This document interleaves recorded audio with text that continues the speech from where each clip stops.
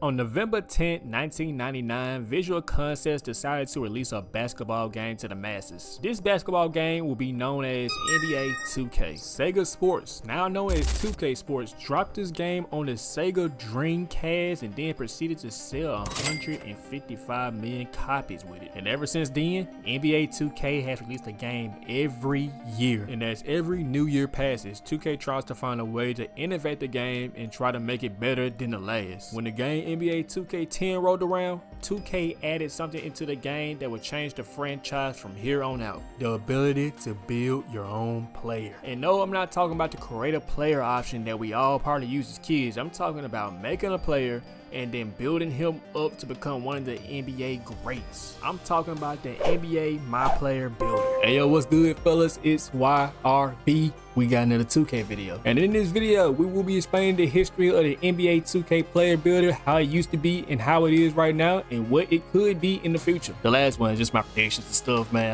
I don't know anything. It's just how I would think it should be. But we're gonna get to that part when we get to that part. Anyway, y'all, I hope y'all enjoyed this video. Let's get right into the history.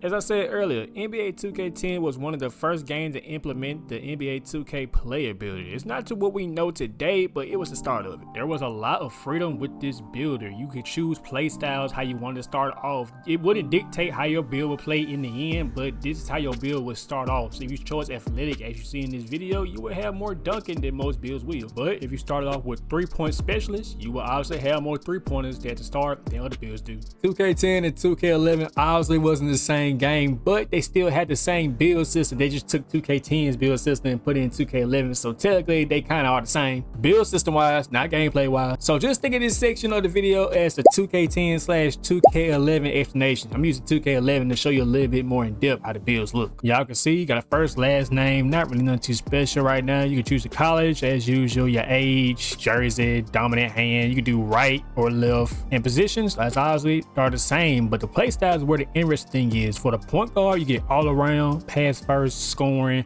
defensive, 3-point specialist, athletic, and then that's all you get. Shooting guard, it changes up a little bit. You don't get pass first on here, you just get all around, scoring, defensive, 3-point specialist, athletic, and slashing. So if you want to slash, you gotta get shooting guard. For small forward, it changes also all around, scoring, defensive, 3-point specialist, athletic, slashing, and point forward. Power forward and center have the same ones. Center, you get all around, defensive, athletic, back to the basket, face up, rebounding, and that's all you get. And power forward gets the same one as the center do. Now even back then you had caps on your height. So you see I'm a point guard right now. The shortest you can be is 5'7". The highest you can be is 6'7". The highest in the weight you can go pretty high. So look how much you can weight no matter what your height is. Look, I'm gonna change my height all the way down, and you can see if I wanted to be 350, I could be 350, because look at that. Let me show you the max height for everything else. So I'm going to shooting guard. Shooting guard's max height is 6'9". Small forward max height is 7'0". Power forward max height is 7'1", and center max height, I think it was 7'2" maybe.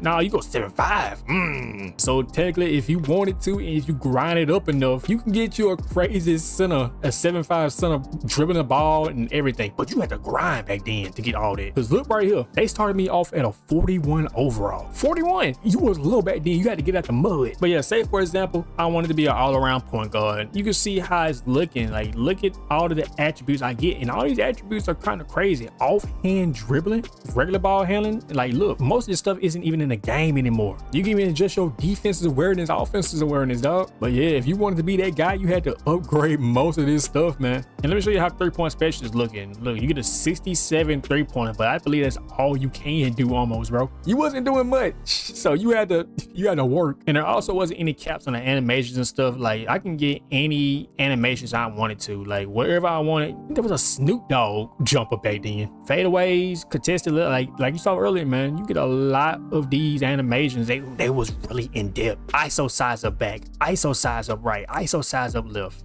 everything was different. Imagine if we had some of these Jordan movie stuff now, how some of these dudes can be getting down. I'm saying I kind of miss all this, dog. I low-key kind of miss all how like in-depth it was. And after 2K11 came 2K12, and the builder was still going with the same formula, but this time they wasn't being as stingy with the attributes as they was in the past 2Ks. Like, you don't gotta be a 41 overall now. You can at least be reasonable with it. Add little things here and there, but there wasn't really any big changes to this builder. You can still see the similarities from 2K11 and 2K10. And the same thing can be said about 2K13. You still see the similarities and stuff, man, like all the stuff I showed you from 2K11. But yeah, the core of the builder really wasn't that different, but they did add something that you do know now. They added signature skills to the game. What majority of you know now is badges. Yup, they've been in the game for a very long time. I'm pretty sure y'all recognize some of the name of these badges. Some of these badges are still in the game now. They were separated in the category of offensive, defensive, and other. And back then, you didn't have to have a certain attribute to get certain badges. If you wanted that badge, the only thing you had to do was grind for it and buy it. Like, yo,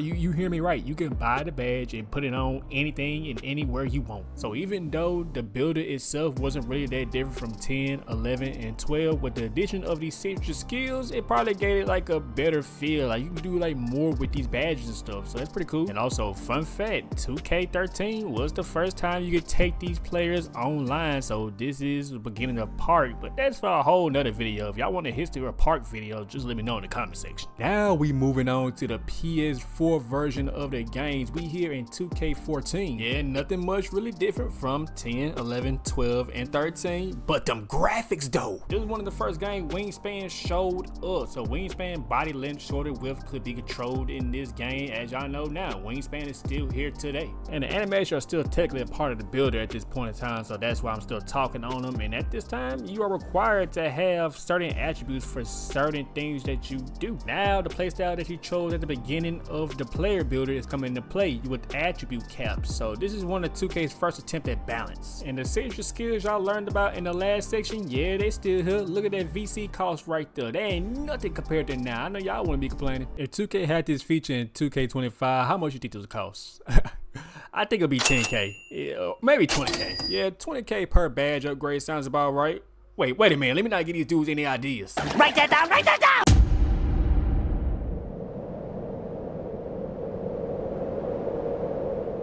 Now y'all, this is the year stuff changed, like really changed. Now this year, 2K did away with the playstyles finally. Instead of doing that, you can put the attributes wherever you want to go. You had different categories such as jump shooter, inside shooter, athlete, playmaker, rebounder, and defender. And instead of upgrading one attribute at a time, it will upgrade it in bulk. You only had a certain amount of upgrades you can do. You can get more upgrades by going to practices and getting more, but as you see, the more you spend, the more upgrades go away. The guy in this video spends all his attribute points and now he's capped out at 93. You'll have to earn your attribute points in practice or something like that so you can get more to get to 99 eventually. But yeah, this game's builder was the death of the quote-unquote OG version of the builder, because you had 7-0 small forward demigods running around able to do anything and everything. And no, I'm not talking about the demigods we have now where people claim they can do everything. This build right here was about it. Was no point in making anything else in this builder besides this. If you would put yourself at a disadvantage, dog. Don't believe me? Look, man, this is so Illuminati on a 7-3 demigod build. Step back,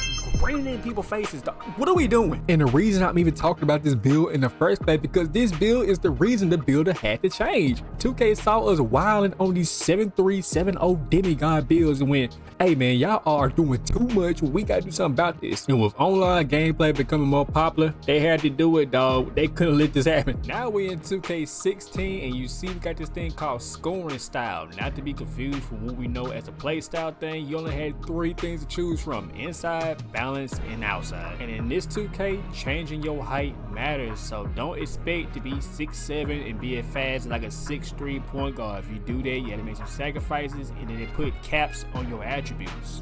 But the thing about this builder for the point guard, doing outside was definitely the best way to go. On balanced and inside was no point. Outside can do what both of those things could do, but better. Funny I say that because I actually did make a balanced point guard this time, because at the start of the game, I really thought I was doing something. I'm like, man, I get best of both worlds, dog. So why wouldn't I do that? Little did I know, that was the worst choice. But hey, I stuck beside that build and I actually ended up hitting superstar rank back then, where they actually meant something, taking your shirt off in the park. But hey, well, yep, that's another video, RB. That's another video. But yeah, something else this builder did kind of made the other 3 positions obsolete, such as shooting guard, small forward, and power forward. Because why would you make anything other than a point guard or a center, an inside-outside center, or just an outside point guard? Because those 2 builds were kind of running things. Actually, the build he's making in this video could be a good third, but the point guard and the center, those were the head honchos. But that's where I think 2K17 improved on and made the other positions more useful now. You remember the play styles from like 2K10 and on to 2K14?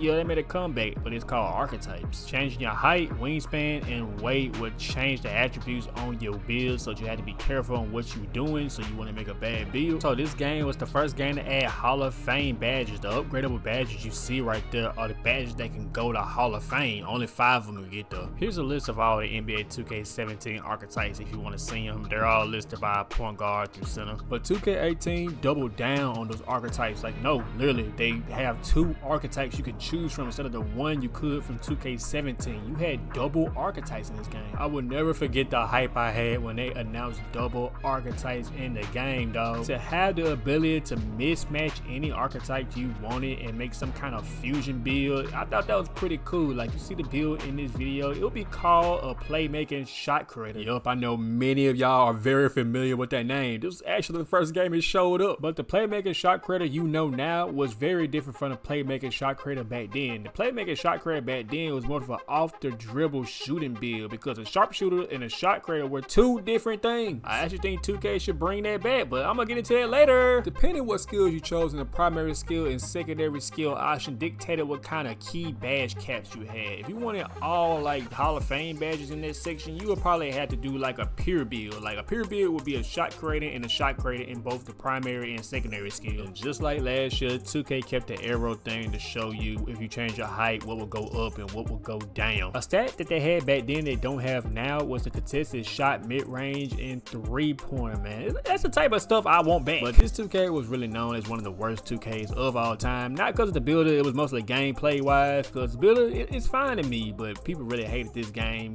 just because what was going on. But I'm not gonna hate on 2K18 that much, because it basically took a bullet for the next game to thrive.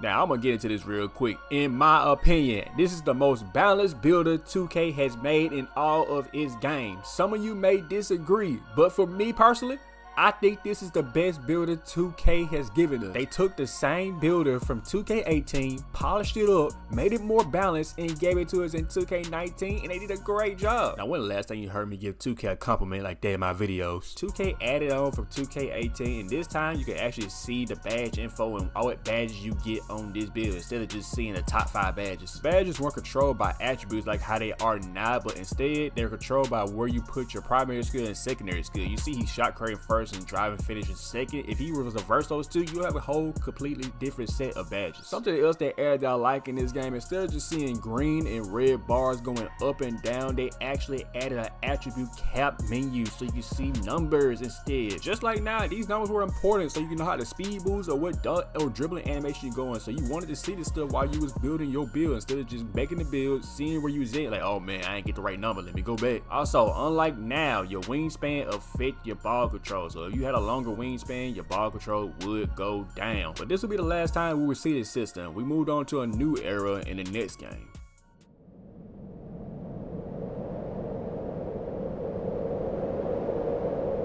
Now, NBA 2K20 builder, I like this builder also. This was the first year they introduced us to pie charts. You had 4 categories you could choose from, with blue being finishing, green being shooting, playmaking being yellow, and red being defensive. For example, if you chose this majority blue pie chart, you would then be a great finisher, as you can tell by these stats on the screen. And just like now, these wasn't your actual stats, it was just showing you what you can possibly get. And I bet some of you are wondering, why does it max out at 95 instead of just going to 99? So in this game, you had to earn your way to 99. The best way I can explain it for people who don't know, you know how we have like purple plates, silver plates, and all that stuff, black plates. So you know if you lose a game, it goes down. The more you lose, the more it goes down. It was like that, but for overalls, the more you win, you had to be a 95 overall for it to go up, by the way. So you was max 95 overall, the more you win, the more it goes up. And every time you go up 1 overall, all of your stats go up +1. So for you to get that 99, you would have to be a 99 overall in your player. That's not part of the builder though, but I had to explain it so y'all could know why it was 95 cap. The physicals also had themselves some pie charts. The purple being the agility, the strength being blue, and the vertical being pink. It was basically what you wanted from this point on. But speaking of what you want, this was the first 2K you could actually adjust your attributes however you wanted to put it. It's a little bit similar to how it is now. You got your attribute upgrades, and if you spend all of those, you can't upgrade no more, so you can spend those wisely. But the difference comes in with the badges. Depending on what section you upgrade, depending on how many badges you get. So for example, you upgrade the finishing attributes, the more you upgrade those, the more badges you get. The minimum badges you can have was 1, the maximum you can have was 30. So if you chose an all blue pie chart, you will get a lot of finishing badges, but don't expect to have badges in other categories that much. And also they allow you once again to control your body shape in the builder. They took it out for a little bit, but now it's back. And just like the past 2Ks, depending on if you change your wingspan, your height, and so on, it will change your attributes going up or down depending on what you do. And something that was new, depending on how you made your build, 2K gave you the option to choose your takeover. Yup, this was the first 2K builder to allow you to do that, but this was also the first 2K builder to introduce build names. I guess 2K18 and 2K19 was the first game to have like build names like that, but I feel this was different. This is how we know builds now. Just by adjusting the attributes a little bit, you can get a different name depending on what you do. This is a pretty iconic build. I'm still seeing this build menu screen thumbnails to this day. Now when 2K21 rolled around, this was the 2K they moved to PS5, which means we have 2 different games, which also means we have 2 different builders. The PS4 version of 2K21 and 2K22 pretty much has the same builder as 2K20. All 3 of them are basically the same builder. Yeah, it's little adjustments from game to game as the years went on, but at the core,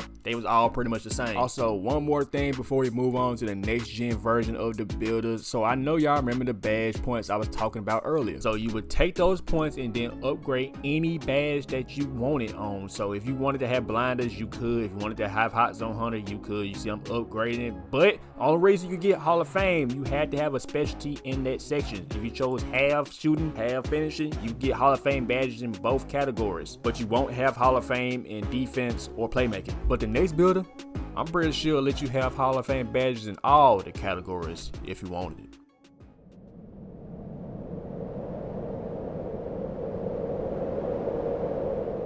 As I said earlier, the PS5 version of 2K21 had a completely different builder, dog. They did away with pie charts, and then they decided to let you decide how your build is gonna play and how it's gonna move. Now, this is how we know the builder as today, cause we basically picking what we want to do, but this one was a little bit different. It went a little bit too crazy with being free. You could make a crazy build, and this build basically ran that game. And since the builder gave you a little bit too much, it was no point in making any other build in the game, and therefore kind of make 2K21 kind of stale and boring. This 2K was the first 2K to lock badges behind requirements. You had to hit a certain requirement to get certain badges. That's what we know now, but they did keep the badge point aspects, because once you unlock them badges, you can use those badge points to put that badge on your build, and you can get a lot of it. Like, look at it. What's the point in making any other build? This build does everything. Look at the badges it gets. Look at the attributes. What are we doing? And for the takeovers, they basically just took the takeovers and just sliced them up into little pieces, and they could do specific things like pull-up precision, helps you with pull-up shots, easy blow-bys, have you blowing by people, advanced scatters, so on and so on. And just like 2K18 and 2K19, you had a primary section and a secondary section. You could choose 2 takeovers out of all these categories to have. Man, this builder was ridiculous. Oh my goodness. Now, coming off 2K21, 2K22 came, and 2K said, all right, we gave them dudes a little bit too much freedom in the last game, so in this game, we gonna put some more restrictions on y'all. So yeah, that's the difference in this build. builder. This builder is a little bit more restrictive and made sure that you couldn't just do anything and everything that you could in 2K21. Like, we gotta start capping out some badges with height. You gotta be this, you gotta have this, so and so and so and so. But besides that, pretty much the same. They still had a double takeover that you saw from the last section of the video, and it wasn't really that different. Traveling back to the PS4 real quick, on 2K23 they gave us the next gen builder, and on 2K22 you had the pie chart, so we finally got to see what next gen felt like a little bit. And this is the last time you're gonna hear me talk about a PS4 game in this video, because I moved to next gen in this same game, and there's not much to even say about the 2K23 version of this builder, because they literally took 2K22, took it over to PS4 and set it down there. It's the exact same thing. In the PS5 version of 2K23, there were changes here and there. The attributes were bounded together. I ain't gonna say all of them. It was certain ones. If you was to upgrade, like say for example, mid-range, a 3-pointer will eventually come up if you upgraded it too much. Now, one thing that 2K23 expanded on in next gen that 2K22 didn't, they added badge tiers so it could add a little bit more balance. The higher you go in the tiers, the more you would have to spend with the badge points. It was a pretty cool concept. They also had this thing called core badges, but I'm not really gonna expand on it too much because that's more of a gameplay aspect rather than builder. Something else cool they added replica builds. If you made your attributes in a certain way, you would unlock a secret build that was modeled after an NBA player with a pretty cool name sometimes. Now in NBA 2K24, 2K added NBA templates. You can use these templates to play like NBA players, quote unquote. It was actually 2K putting pre-built players how they thought they played. They wasn't really that good, I ain't gonna care. But the cool thing about them, if you chose that template and you didn't change anything on it, then you can get the animations off rip no matter what your attributes are. The badge tier system is still here, but now it's separated into S, A, B, and C, and a little bit more attributes are bounded together, so it'll force you to use attributes that you don't want to use. And also, correct me if I'm wrong in the comment section, I think this is the first 2K where you have to hit like 3 attribute requirements or like 2 attribute requirements when you upgrading for a badge. But other than that, same old free builder. Choose where you want, put it where you want, just do it wisely. And last but not least, we finally made it back to NBA 2K25. Also, before we get into NBA 2K25 version of the builder, you see all the builds saved here. I believe this started in NBA 2K23 when they went to next gen and you was able to save past builds. If not, correct me in the comment section. Unlike NBA 2K24, we have Pro Tune builds right here, and this is actually a pretty cool concept up in here. So say for example, I want to be like an outside scorer, and I could choose what type of outside scorer I want to be, like playmaking marksman, pull-up king, sniper guard, mid-range assassin. So this section of the builder is like a mix between 2K18-19 and modern. And now I'm looking at it, I'll probably say 2K17